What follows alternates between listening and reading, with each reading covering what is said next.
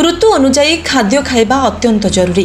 Vitamin एवं calcium व्यतीत जदि आपण खाद्य भल चर्बी एवं अमीनो एसिड जोड़ा चाहती तेबे विभिन्न प्रकार सीड्स खाइबा एक उत्तम कार्य। तेबे ऋतु अनुजाई खाद्य खाइबा अत्यंत जरूरी। आपण माने जानिथिबे जे चिया सीड्स आम शरीर पई केते उपयोगी, किंतु कौन चिया सीड्स को खरा दिने खाइबा उचित कि?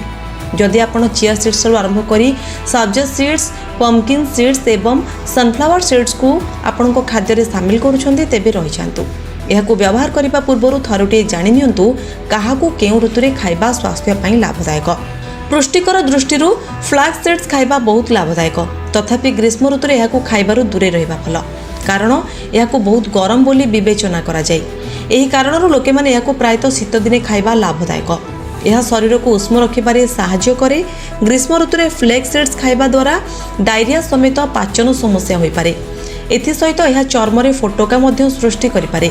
सनफ्लावर सीड्स मध्य पुष्टिकर पदार्थ रे भरपूर, किंतु एहार उष्मता प्रभाव मध्य थाए।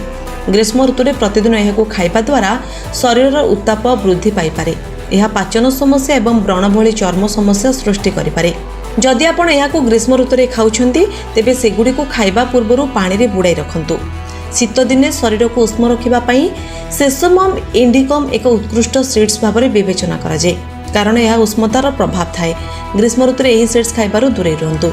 यह एसिडिटी एवं पेट जंत्रणार कारण होई पारे एवं शरीर उत्ताप मध्य वृद्धि करि पारे। जदि संपूर्ण आवश्यक हुए तेबे एहाकू दही किंबा बटर मिल्क सहित मिसाई सीमित परिमाण रे खाइबा उचित।